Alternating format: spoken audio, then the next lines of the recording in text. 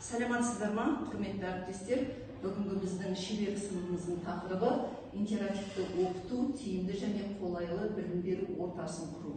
Шеберлік сыныптың мақсаты мұғалімдердің кәсіби шеберлігін арттыру мақсатында интерактивті оқыту технологияларын тиімді пайдалану жолдарын үйрену және білім беру үдерісінде қолайлы оқушыға бағытталған оқу ортасын қалыптастыру. Енді мен сіздермен бірінші шеберлік сыныпты бастамас бұрын метафора әдісімен сыни ойлауымызды жеткізгім келіп тұр. Қалай ойлайсыздар? Мектеп, ұстаз, білім алушы және киіз үй, шаңырақ, қамшы. Осылардың арасында қандай балама үйлесімділік түсінік жеткізуге болады метафора әдісімен? Ойларыңызды ортаға салсаңыздар. Жерде киіз үй әдісіне келетін болсақ, мен ойлаймын, бұл жерде шаңырақ мектептің ішіндегі ұстаздардың бейнесі ретінде көрініп тұр. Ух деген жаңағы екіншісі қандай сөздер? Керегесі деген сол жерде жаңағы мектептің өзін білдіреді, қабырғалардың сол мектептің өзі. Ал жаңағы екіншісі ухтары, ол жаңағы біз оқушылар ретінде қабылдайды. Жақсы, рахмет. Тағы ой қосатындарыңыз бар ма? Қамшы деген мүмкін ұстаздың методикасы, білім алушы, солар. Білім алушы, оқушылар мен мұғалімдердің өзара бірлескен іс-әрекеттері. Жақсы. Шеберлік сыныптың міндеті интерактивті оқытудың мазмұны мен маңызын түсіндіру, заманауи интерактивті әдіс-тәсілдермен мұғалімдерді таныстыру және оларды оқу процесіне енгізу жолдарын көрсету. Қолайлы білім беру ортасын құруда мұғалімнің рөлін айқындау және нақты тәжірибелермен бөлісу. Мұғалімдердің оқушылармен тиімді қарым-қатынас орнату және ынтымақтастық атмосферасын қалыптастыру қабілеттерін дамыту. Мұғалімдер арасында тәжірибе алмасу мен өзара қолдау мәдениетін қалыптастыру. Енді негізгі мазмұнға келмес бұрын тақырып бойынша, білімді өзектендіру бойынша мен сіздердің алдарыңызда таратқан материал бердім. Ол жерде мынадай қысқаша сұрақтарға жауап берейік. Бірінші, сіз үшін қолайлы білім беру ортасы дегеніміз не? Интерактивті оқыту әдістері ұғымын қалай түсінесіз? Оқушылардың қызығушылығын арттыру үшін қандай цифрлық құралдарды қолданасыз? Цифрлық құралдар қолайлы білім беру ортасын құруға қалай көмектеседі? Сіздің ойыңызша сабақтың оқушылар үшін шынымен қызықты болуына не ықпал етеді? Өз сабақтарыңызда интерактивті әдістерді сәтті қолданған мысалдарыңызды келтіре аласыз ба? Және топ болып жұмыс жасайық, осы жерде әркім алдарыңызда қарап тұр, сол жерге осы сауалдарға жауап берсеңіздер.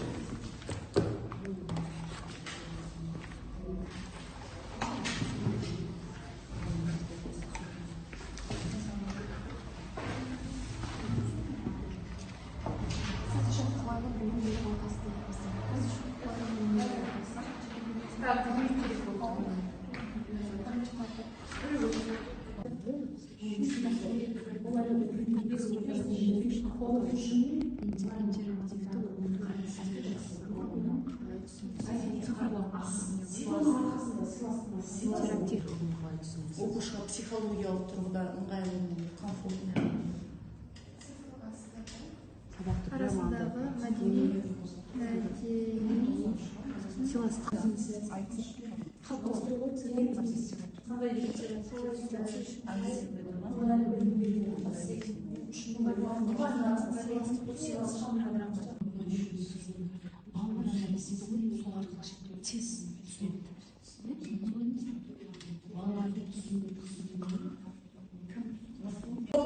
Топтан бір адам сөйлеп жауап берсе болады. Жауап беріңіздер.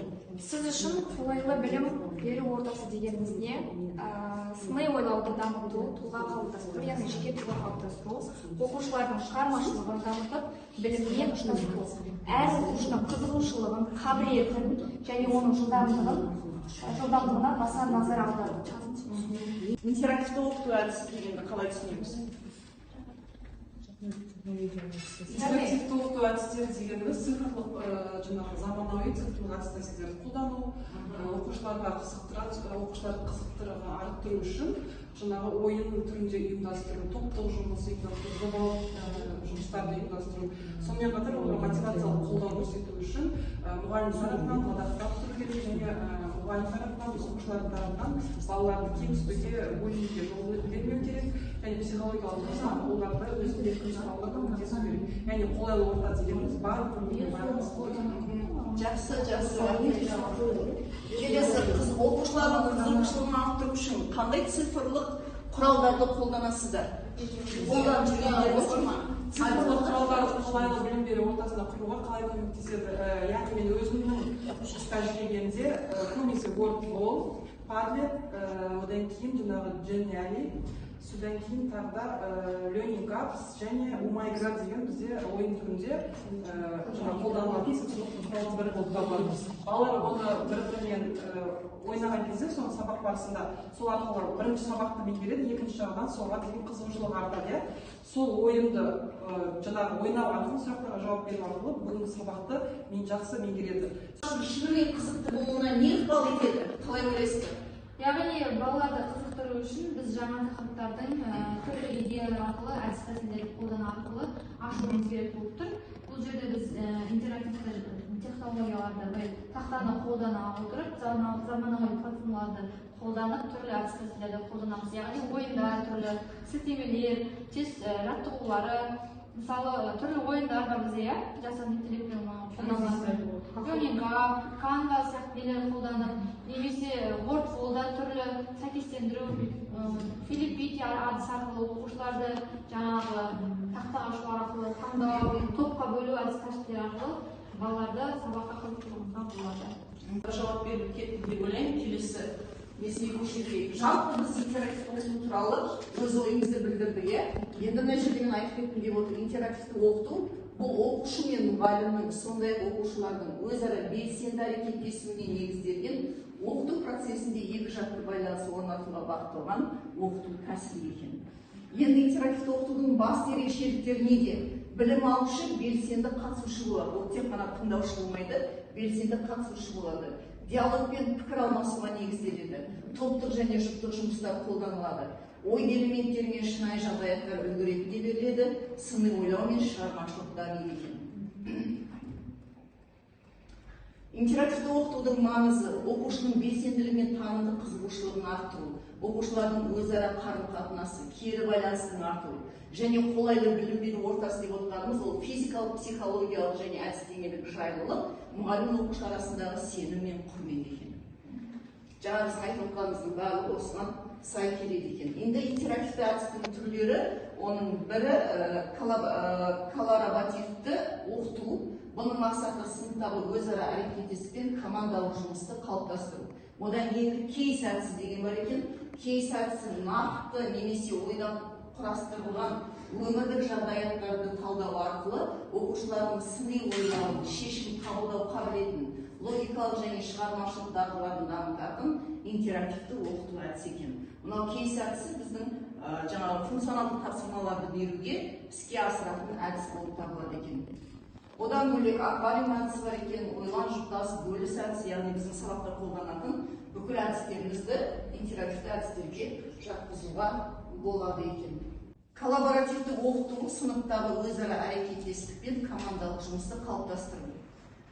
Бұл оқыту әдісі білім алушылардың өзара немесе оқушылар мен мұғалімнің тығыз өзара әрекеттесуі негізінде құрылған оқыту тәсілі. Оқыту процесіне қатысушылар ақпаратты белсенді іздеу, талқылау және мағыналарды түсіну арқылы білім алады екен. Коллаборативті оқытудың негізгі қағидаттары қатысушылар арасында жауапкершілікті бөлу, әр қатысушының пікіріне құрметпен қарау, өзара оқытуға жағдай жасау, ортақ нәтижеге қол жеткізуге бағыттау екен. Шағын топтағы жұмыс. Осы жерде топтық жұмыстың әртүрлі формаларын ұйымдастыру кезінде мұғалім мынадай принциптерді білуі және сақтауы қажет екен. Білім алушылардың білім деңгейін ескеру, яғни тобыңызда 5 баладан немесе 4 баладан 6 баладан топ құрсаңыз, олардың білім деңгейін ескеру керек. Топ құрамы ерекшеліктерін ескеру, яғни сіз топқа бөлген уақытта топтарыңыз қалай бөлінді, қай топта қандай білім деңгейдегі балалар шоғырланды, оны ескеру керек. Тапсырмаларды тек бірлесіп шешім іздеу үшін құрастыру, топтағы қатысушылар арасында рөлдерді бөлу, іс-әрекет әдісін талдау, топ ішіндегі және топтар арасындағы коммуникацияны ұйымдастыру деген осындай қағидаттарды ескере отырып топқа бөлу керек екен. Осы тұста сіздердің алдарыңызда бірінші тапсырма бар, сол тапсырманы қарап орындасақ. Топпен жұмыс тапсырма берілген бірінші тапсырма.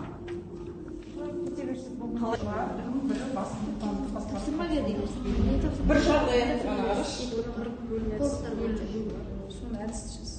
екі түрі қорқытасын, сол жерде жануарлар басқаларға қатысу мүмкіндік бермейді. екі топ, екі қорқыталады. Бірінші топ. Біздің түсіндігімізше сабақтың тақырыбы қорқықтар деп алдық. Бұл жерде ойлан бір бөлісі әдісі бойынша екі топқа екі тапсырма. Мысалы, ақсу жабағылының флорасы мен фаунасын зерттеңіз. Яғни өсімдігі мен жануарларына сипаттама беріп, флорасы мен фаунасын анықтайды. Екінші топ Наурызым форумының географиялық орнын сипаттайды. Картадан көрсетіп, нақты орнын анықтайды. Топқа бөлдік, топта жұмысты ұйымдастыру. Топта жұмыс істей отырып, әртүрлі жағдайларда топта жұмысты ұйымдастырудың оңтайлы әдістері мен тәсілдерін анықтау керек. Нәтижені ұсынылған әдістердің сипаттамасы түрінде ұсыну керек және өз таңдауын жасау керек. Талдау үшін мынандай мысалдар, жағдаяттар бар. Мысалы, топқа бөліп жұмыс жасаған уақытта бірінші жағдай. Сыныпты дайындық деңгейі әртүрлі оқушылар бар. Екінші жағдай, оқушылардың бірі басымдық танытып, басқаларға қатысуға мүмкіндік бермейді. Үшінші жағдай, оқушылар топтық жұмысқа қызығушылық танытпайды.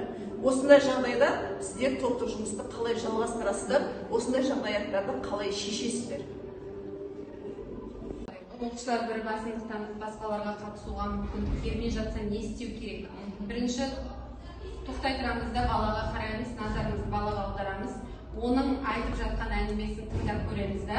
Мысалға, не туралы, неге қызығушылығы басым артып жатыр, соған баса назар беріп, мән береміз да, сәл кідіріс жасап, тыңдап, одан кейін барып өзіміздің сабаққа аударамыз. Бірден сен мына қара десе олар қарамайды. Жақсы, рахмет. Тағы ой қосатындарыңыз бар ма?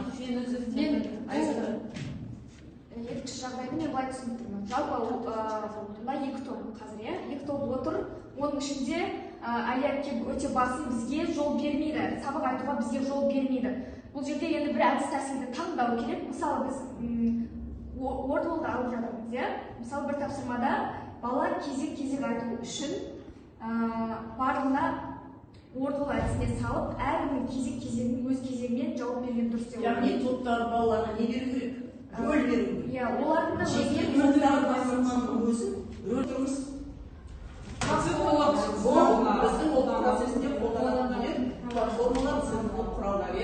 Мынау Matchbook, Canva, Google Form, Kahoot, Learning Apps және жасанды интеллект. Бұлар барлығымыз сабағымызда не істейміз? Белсенді қатыстырамыз. Енді білім беру процесінің тиімділігін арттыруға арналған цифрлық құралдар ақпаратқа қол жеткізу, уақытты үнемдеу, қызығушылықты арттыру, көп функционалды оқытуға әкеледі екен. Осының ішінде ақпаратқа қол жеткізу деп отырғанымыз, компьютер арқылы оқушылар әлемнің кез келген жерінен ақпарат алып, білімдерін кеңейте алады. Бұл әсіресе ғылыми технология саласында жаңалықтар үнемі бақылауға отыруға мүмкіндік береді. Уақыт үнемдеу, дәстүрлі оқыту әдістеріне қарағанда компьютерлік технологиялар оқу процесін жылдамдатады. Мысалы, презентация жасау, немесе материалды интерактивті түрде жеткізу, оқу уақытын тиімді пайдалануға мүмкіндік береді екен.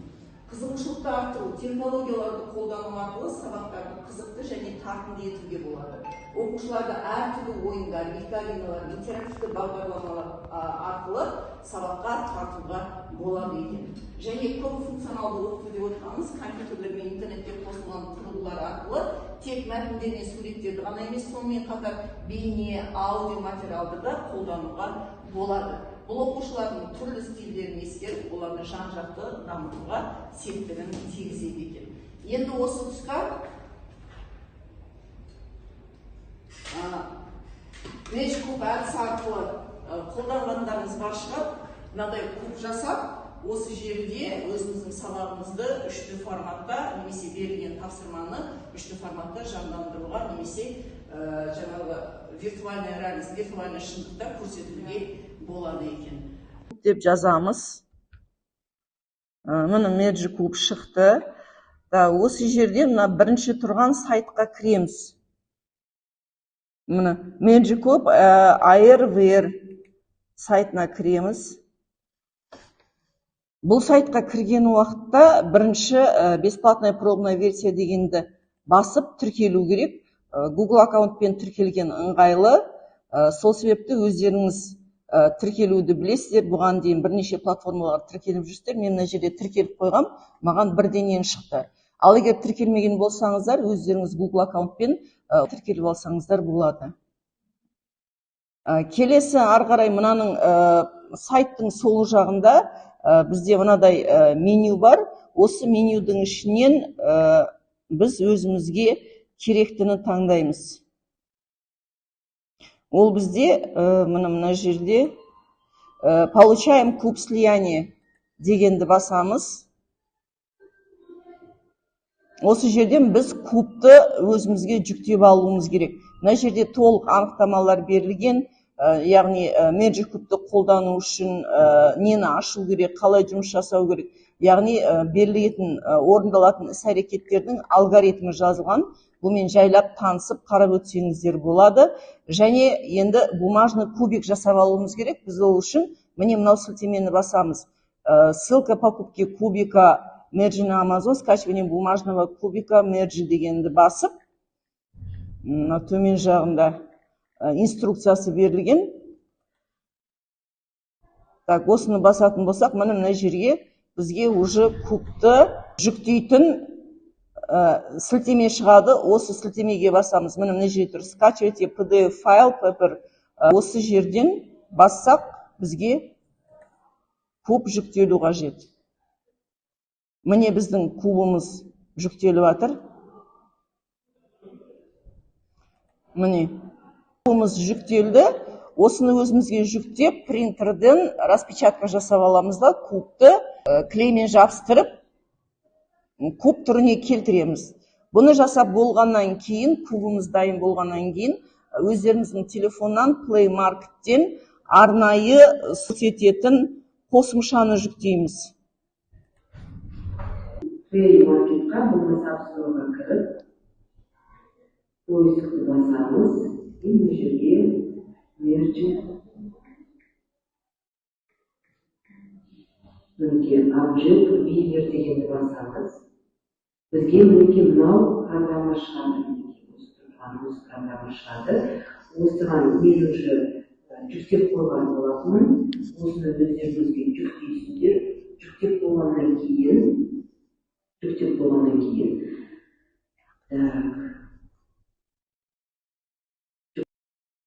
интернеттің жақсы сайтын беті шығады. Айтпақшы бұл жерде кіргеннен кейін жаңағы менің аккаунтыммен. Ары қарай кімдікі кірді? Қосымшаны жүктеп алсақ, кубқа апарып, 3D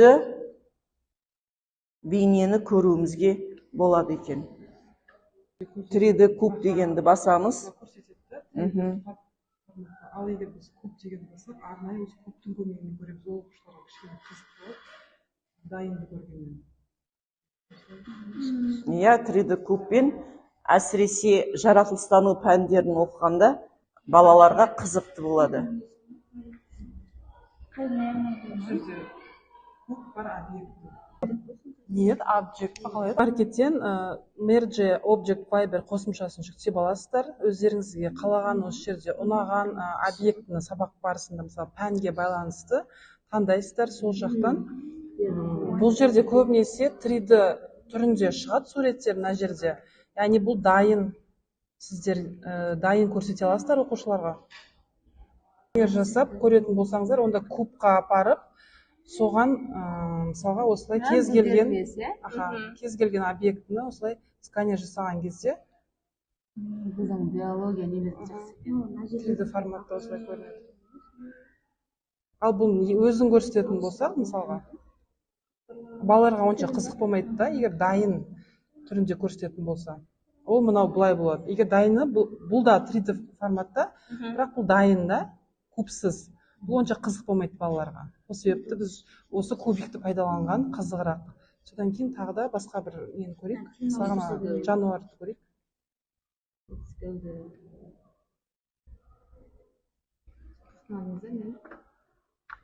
Міне 3D деп өзі шығып тұрады.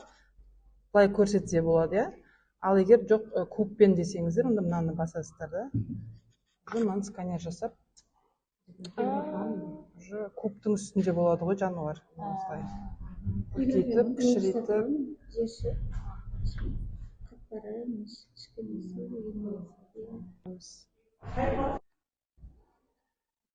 Үлкейтіп, кішірейтуге болады ғой экранды. Мысалы алды, артынан, шетінен, осылай. Алдынан деген сияқты. Жақындатсаңыз үлкейеді. Асты. Мұғалімдерге қолдануға берілген бүкіл цифрлық құралдар бір платформаға енгізілген. Платформалар өте көп, соның бірі мынау Шырағай платформасы. Шырағай платформасына кіреміз. Әрине бұл платформаға да өздеріңіздің Google аккаунтпен тіркелесіздер бірінші, тіркелгеннен кейін платформаға кірсеңіздер, платформаның бірнеше мүмкіндіктерді мұғалімдерге ұсынады.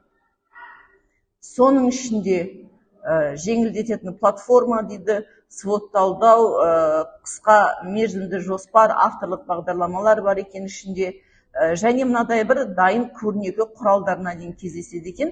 Мынаны өзімізге жүктеп алып, сабақта қолдануға болады. Мысалы, міне, біз сабақта қолданатын көрнекілікті жасау үшін де көп уақыт кетіреміз. Ал мына платформаларда бұл нелер, көрнекіліктер дайын түрде. Міне свод талдау бар, алып мынаны сабақта қолдансаңыздар болады. Одан кейін тақырып бойынша свод талдау кетеді. Одан кейін саңырау құлақ әдісі, жұптық жұмыс, тақырып дайын осыны қолдану арқылы сабақты қызықты етіп, интерактивті әдістерді қолданып өткізуге болады екен. Міне мынадайда шындық және жалған деген кестесі де бар екен. Берде мәліметі шындық, жалған түсініктеме.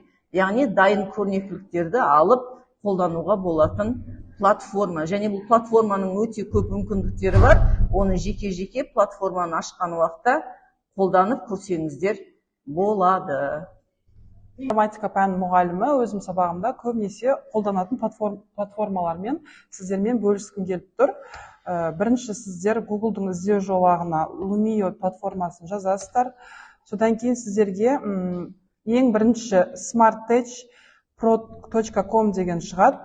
Логотип кішкене гүлге ұқсайды. Соған кіріп, өздеріңіздің Google аккаунттарыңызбен тіркелесіздер. Міндетті түрде мен бұл жерде тіркеліп қойғам, сол себепті өзі шығып тұру керек. Мына жерден қазақшаға тілді ауыстырып алып, тегін тіркелу дегенді басасыздар. Мынаны келісем деп басасыздар.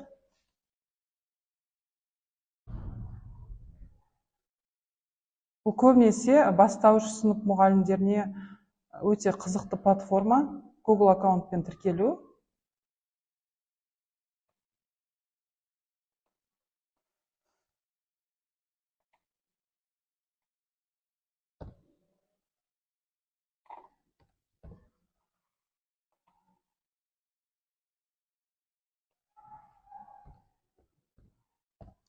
Және өздеріңіздің логин, пароль жазамыз.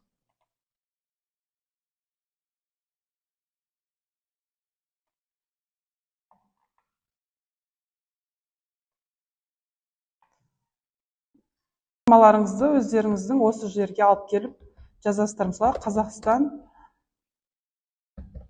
астанасы, Астана. Мысалы, біреуін ғана көрсетейін, ол бізде истина, яғни ақиқат. Сосын келесі сұрақ қосыңыз деп өздеріңіз қоса бересіздер. Мысалға,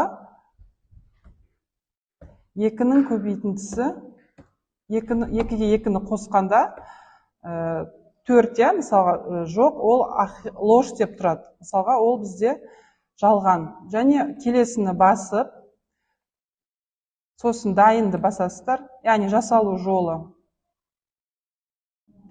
Бұл менде файл Google Drive-қа тікелей сол жерге сақталады облакаға. Себебі сол Google Drive'пен интеграция жасалып қойған үшін шықпауы мүмкін. Google Дискпен менде интеграция жасалып қойған. Яғни мен осы Lumio платформасында жасаған жұмыстарым автоматты түрде облакаға барып сақталып тұрады. Сіздер де солай жасап қойсаңыздар болады. Ол әрдайым қолданғанда ыңғайлы. Ал мына бір тест балаларға беретін кезде осылай жүк несі шығады, сілтемесін көшіріп алып оқушыларға бересіздер.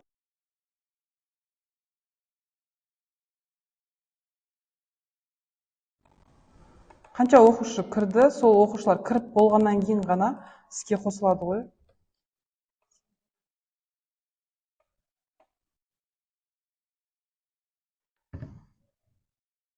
Платформаға тіркелген кезде біз жіберген сілтеме арқылы кірсе болады, немесе QR-код, немесе Google-дың іздеу жолағына Lumio класс деп жазып, арнайы осы идентификатор номер арқылы кіреді. Және сіздер бұл көбіне бастауыш сыныптарға өте қызықты. Оқушылар осы берілген тапсырма бойынша, мысалға есеп 20 мен 20-ның қосындысы 40 шешімі деп дұрыс болса екеуі бірге осы бір неге жаңағы түседі. Одан кейін 5 пен 6-ның қосындысы 11 деген сияқты. Яғни дұрыс болса осылай рет-ретімен орналасады. Бұл көбінде бастауыш оқушыларына қызық. Яғни өзімізге керек дизайн таңдап аламыз.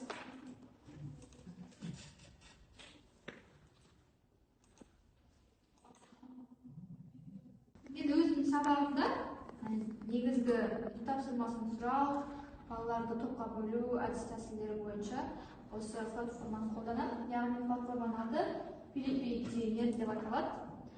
Бұл платформа арқылы біз яғни сайтқа кірген кезде атын жазамыз, осылай ешқандай тіркелудің қажет жоқ. И мына жерде бізде мысалы оқушылардың атын жазамыз. Бізде мысалы осы оқушылар біздің сыныпта оқиды деп есептейік, біздің топта. Бұл жерде бізде көрсетілген 3, 6, 9, 12, 13, 15 оқушы бір топта. Яғни осылардан біз қазір осы жерде мысалы оқушылардың бәрінің аты жөндері шығып тұр бізде. Яғни біз үй тапсырмасын сұрайтын кезде мынаны бассақ белгілі. Яғни кез келген оқушыға түседі. Мысалы Фрэнсис деген оқушыға түсіп тұр. Осы оқушыдан біз үй тапсырмасын сұрасақ болады.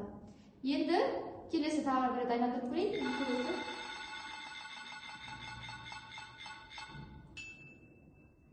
Дензел деген оқушыға түсті. Яғни келесі оқушы бізде Дензел деген оқушы үй тапсырмасын айтады деген түсін. Енді бізде бұл жерде әртүрлі топқа бөлуге болады. Мысалы, мына жерде 2 топқа. Яғни оқушыларды 2 топқа бөліңіз десе, мына жерде бізде 2 топ, 3 топ, 4 топқа деген бөлуге болады. Яғни 2 топқа бөлінсем 2 топ деген белгілейміз.